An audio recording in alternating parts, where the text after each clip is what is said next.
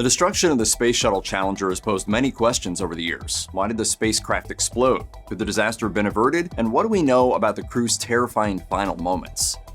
Perhaps the most tragic thing about the Challenger disaster is the fact that it wasn't inevitable. The launch date of January 28th was a particularly cold day, especially for Florida. The weather was in the 20s overnight and only 36 degrees at launch. This meant that the rubber O-rings in the booster rockets didn't seal properly. When the engine started, flames and hot gas were able to leak out and start damaging equipment, eventually causing a fireball as the shuttle fell apart. This was a tragedy, of course, but it was also avoidable. The engineers at Morton Thiokol, the contractor working with NASA, knew that this would be an exceptionally cold launch day, and they also knew that there was a good chance that those O-rings wouldn't seal the way they were supposed to as a result. They brought the problem to their superiors, who then took the issue to NASA, asking them to delay the launch. Fortunately, it seems the officials at NASA had very different priorities. Nobody's quite sure why, though one engineer later said they had their mind set on going up and proving to the world they were right and they knew what they were doing, but they didn't.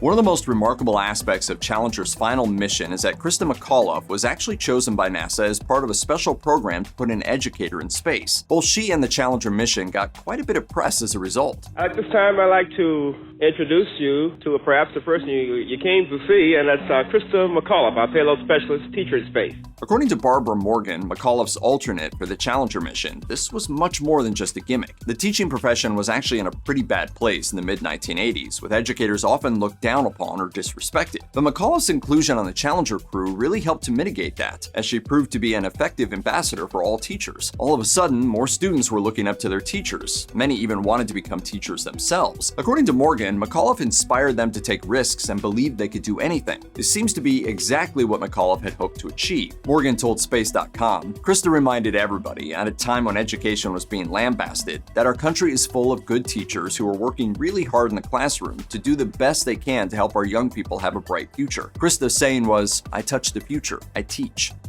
The inclusion of Christa McAuliffe on the Challenger mission went over well with the media and the public, but the same couldn't be said when it came to the rest of the crew. Given that McAuliffe's seat only existed for PR reasons, the rest of the crew wasn't exactly fond of her at first. After all, they had friends who'd been training and studying for years, working hard on their qualifications, only to be denied so that a teacher could go to space. Not a great start for sure, but things didn't stay frosty forever. On one hand, the rest of the crew couldn't exactly ignore the fact that McAuliffe's presence was bringing attention to the space program. Even crew members such as Judith Resnick, who loathed the way in which NASA was pandering to the media, grew to respect her and her work ethic. I still can't believe that I'm going to actually be going into that shuttle. It just really doesn't seem possible. Attention on Challenger's crew tends to be focused toward Christa McAuliffe, but if you peel things back a bit further, you'll find that, on the whole, the crew represented a pretty wide variety of different communities in America. Perhaps another reason why the tragedy caused so much pain among so many different people. For example, Ellison Onizuka had been the first Asian American to ever go into space as part of the Discovery crew in 1985. That flight cemented his hero status in his home state of Hawaii, as well as in the Asian American communities more generally. Meanwhile, Ronald McNair was only the second black person to ever go to space. Judith Resnick was a brilliant engineer who joined NASA at the age of 28, and she would become both the second woman and the first Jewish American to go to space. What's more, with both McAuliffe and Resnick on board, this is only the second time that a single mission had two women on its crew. The image of Challenger going up in flames and disintegrating high in the sky is harrowing to say the least, and you might be forgiven for thinking that the ship's short flight had been terrifying from start to finish, but that might not actually have been the case. In the aftermath of the disaster, NASA recovered the audio transcript of the crew in the minutes leading up to and during the launch, and the little bits of conversation caught between the crew seemed to paint a picture of a bunch of people who were just looking forward to the mission. Just under 2 minutes before the launch, there was plenty of laughter among the crew, with Ellison Onizuka and Michael Smith apparently making jokes to each other, and the crew's high spirits carried on even after the shuttle left the ground. Moments of cheering could be heard through shouts as the Challenger took off. There was also a little bit of swearing, as Judith Resnick declared that the launch had been, in her words, hot. At the 73-second mark in the transcript, the feed suddenly cuts out as all communication with Challenger was lost, but not without one last haunting word. Pilot Michael Smith simply said, "Uh-oh." Those couple of words made people wonder what actually took place inside the shuttle during those last moments. Did the astronauts realize what was happening, or had they perished instantly as the world looked on in horror? Flight controllers here looking very carefully at the situation. Obviously a major malfunction.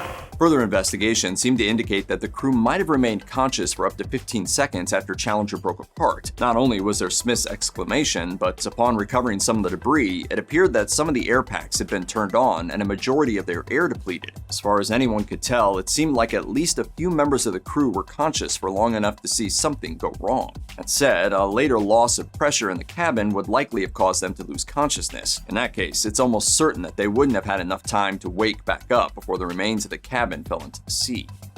In the aftermath of the Challenger disaster, NASA and the US government launched a series of investigations as experts tried to determine exactly what had gone wrong. Unfortunately, not all of their questions could be answered. We know that the crew compartment fell into the ocean with about 200 Gs of force, more than enough to kill all 7 astronauts, but also enough to cause massive structural damage to the cabin itself. The report ruled the impact was so violent that evidence of damage occurring in the seconds which followed the explosion was masked. In practice, this also meant that nobody could fully determine the effect of the explosion on the Challenger's crew. They might have been injured by the forces exerted on the shuttle during descent, or could have lost consciousness as the cabin fell apart, but these are simply hypotheticals, as nothing could be proved for certain. Given that Krista McAuliffe was a teacher, it's perhaps no surprise that many schools organized watch parties for her big moment, which ultimately meant that they bore witness to the disaster in real time. Students across the nation reacted with varying levels of shock, with some later explaining that it took them a while to fully understand what was even happening. Others mentioned that they struggled to wrap their head around the reality of it all. Seeing an explosion in a movie was one thing, but watching it happen in real life was another. For the first 3 minutes, I really didn't realize that it really had happened, and it was just like, this can't happen at all. The most affecting reactions came from McAuliffe's own students. After all, the kids knew her as their beloved history teacher, and they all gathered in the school's cafeteria to watch, dressed in party gear as they cheered. For a moment, they didn't even know that anything had gone wrong, believing the explosion had simply been the rocket firing, until another teacher yelled for them to shut up. After this, the room descended into eerie silence, and the truth began to settle in. Despite hopes that the accident hadn't been fatal, there was no denying what happened, and McAuliffe's students could only reflect and remember. One student later recalled, "She just made us feel that we were part of it with her."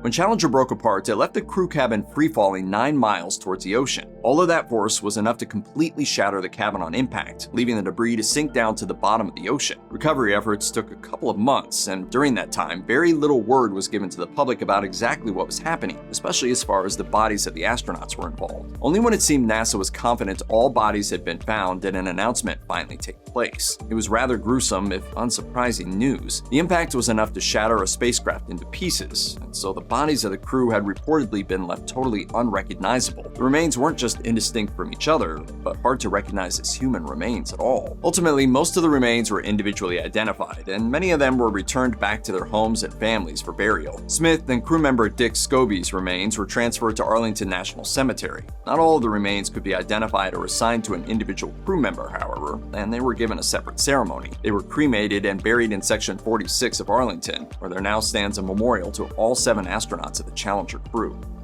The Challenger disaster sent waves of grief across the nation, and it is today remembered as a national tragedy. It's also worth remembering, however, that each of the crew members had their own lives and their own loved ones. One story regarding Scobee's family still serves as a reminder of that fact. The families of many of the astronauts attended the launch personally. After seeing the disaster unfold in front of them, they were ushered back to the crew quarters. With nothing to do but wait for news, Scobee's wife and kids happened upon his briefcase, which he had left behind in his room. The briefcase contained all the usual things you'd expect: wallet, keys, business cards, photos of his family, and information related to his job. But there was more. They also found a Valentine's Day card for his wife, still unsigned, and a page bearing a quote by American science fiction author Ben Bova. It read, "We have whole planets to explore. We have new worlds to build. We have a solar system to roam in. And if only a tiny fraction of the human race reaches out towards space, the work they do there will totally change the lives of all the billions of humans who remain on Earth."